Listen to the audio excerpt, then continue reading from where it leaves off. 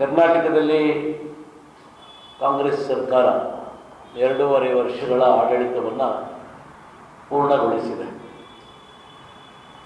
2.5 ವರ್ಷಗಳ ಆಡಳಿತ ಬರೀ ಗೊಂದಲದಲ್ಲೇ ಹೋಗ್ತಾ ಇದೆಯೇ ಹೊರತು ಯಾವುದೇ ಅಭಿವೃದ್ಧಿ ಕಾರ್ಯಗಳ ಬಗ್ಗೆ ಸರ್ಕಾರ ಗಮನ ಹರಿಸ್ತಾ ಇಲ್ಲ. ವಿಶೇಷವಾಗಿ ದೇಶದ ಬೆನ್ನೆಲುಬಾದಂಥ ರೈತರನ್ನು ಕಡೆಗಣಿಸಿರುವುದೇ ಬಹಳ ದೊಡ್ಡ ಇವರ ಸಾಧನೆಯಾಗಿದೆ. 2.5 ವರ್ಷಗಳಲ್ಲಿ ರೈತ ಅತ್ಯಂತ ತುಳಿತಕ್ಕೆ ಒಳಗಾಗಿದ್ದಾನೆ, ಶೋಷಣೆಗೆ ಒಳಗಾಗಿದ್ದಾನೆ. ರೈತನ ರಕ್ತವನ್ನು ಹೀರುವಂಥ ಕೆಲಸವನ್ನು ಇವತ್ತು ಕಾಂಗ್ರೆಸ್ ಪಕ್ಷ, ಕಾಂಗ್ರೆಸ್ ಸರ್ಕಾರ ಮಾಡ್ತಾ ಇದೆ.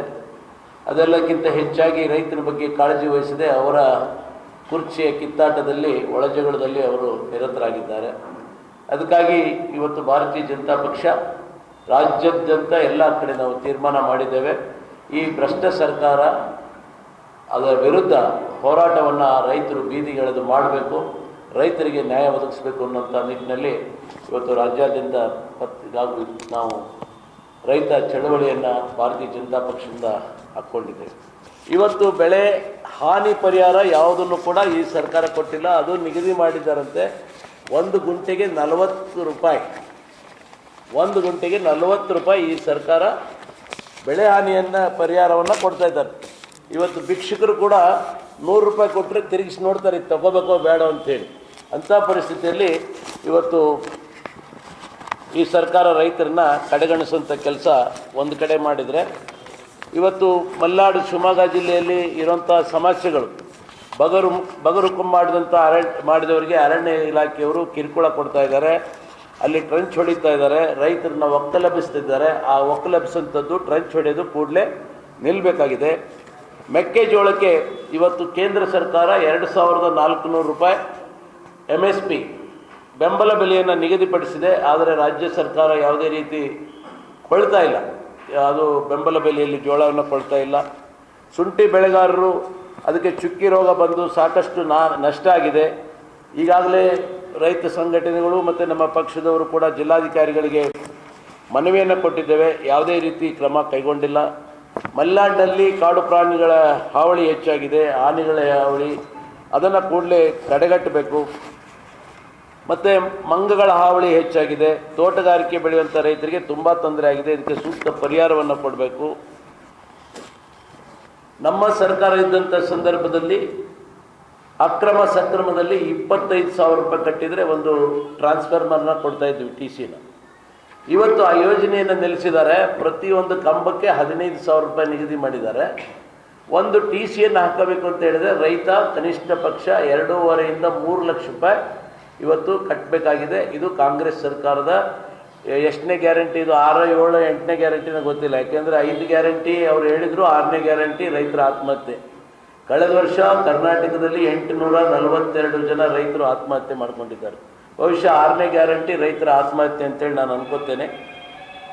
ರೈತರಿಗೆ ಇವತ್ತು ಶೋಷಣೆ ಮಾಡಿ, ರೈತರಿಗೆ ಇಲ್ಲದ ರೇಟ್ಗಳನ್ನು ಜಾಸ್ತಿ ಮಾಡಿ, ಡಬಲ್ ಮಾಡಿ, ಇವತ್ತು ರೈತರಿಂದ ಶೋಷಣೆ ಮಾಡುವಂಥ ಕೆಲಸ ಇವತ್ತು ಕಾಂಗ್ರೆಸ್ ಸರ್ಕಾರ ರಾಜ್ಯದಲ್ಲಿ ಮಾಡ್ತಾ ಇದೆ.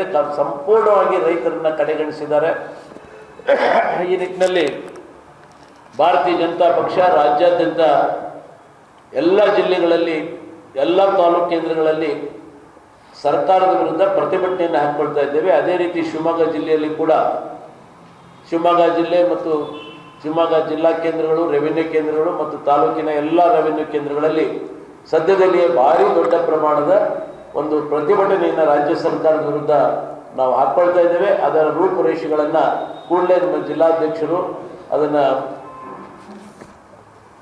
ನಿಗದಿ ಮಾಡಿ ಎಲ್ಲ ಜಿಲ್ಲೆಗಳ ತಾಲೂಕುಗಳಿಗೆ ಹೇಳ್ತಾರೆ.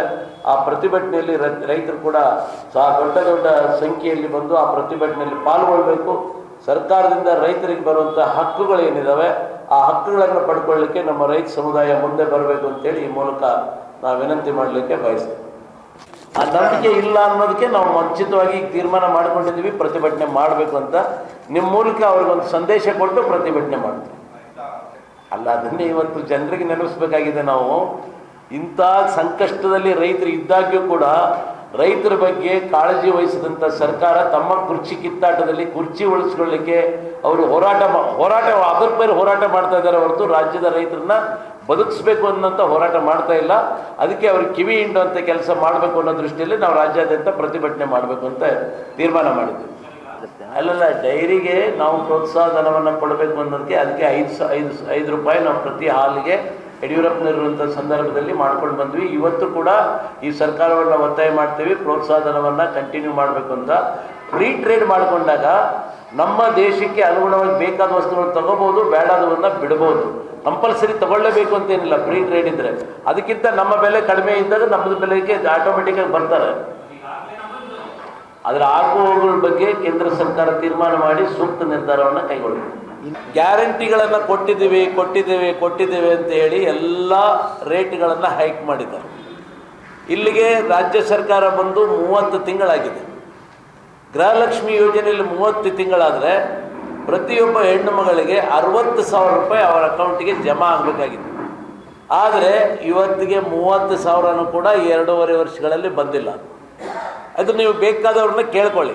ಯಾವುದೋ ಎಲೆಕ್ಷನ್ ಬಂದಾಗ, ಬೈ ಎಲೆಕ್ಷನ್ ಬಂದಾಗ, ಮೊದಲು ಸಿಗ್ಗಾಂವ್ ಮಂಡ್ಯದಲ್ಲಿ ಒಂದು ಚನ್ನಪಟ್ಟಣ ಎಲೆಕ್ಷನ್ನು, ಬಳ್ಳಾರಿಯಲ್ಲಿ ಎಲೆಕ್ಷನ್ ಬಂದಾಗ ಎಲೆಕ್ಷನ್ ಮುಂಚೆ ಹಣವನ್ನು ಬಿಡುಗಡೆ ಮಾಡಿದ್ರು, ಬಿಟ್ಟರೆ ಆಮೇಲೆ ಇಲ್ಲ. ಒಂದೊಂದು ಕಡೆ ಒಂದು ತಾಲೂಕಲ್ಲಿ ಮಾಡ್ತಾರೆ, ಒಬ್ಬರಿಗೆ ಬಂದರೆ ಇನ್ನೊಬ್ಬರಿಗೆ ಬರಲ್ಲ. ಇವತ್ತು ಹೆಣ್ಮಕ್ಳಿಗೆ 60,000 ರೂಪಾಯಿ ಬರಬೇಕಾಗಿತ್ತು, 60,000 ರೂಪಾಯಿ ಬಂದೇ ಇಲ್ಲ.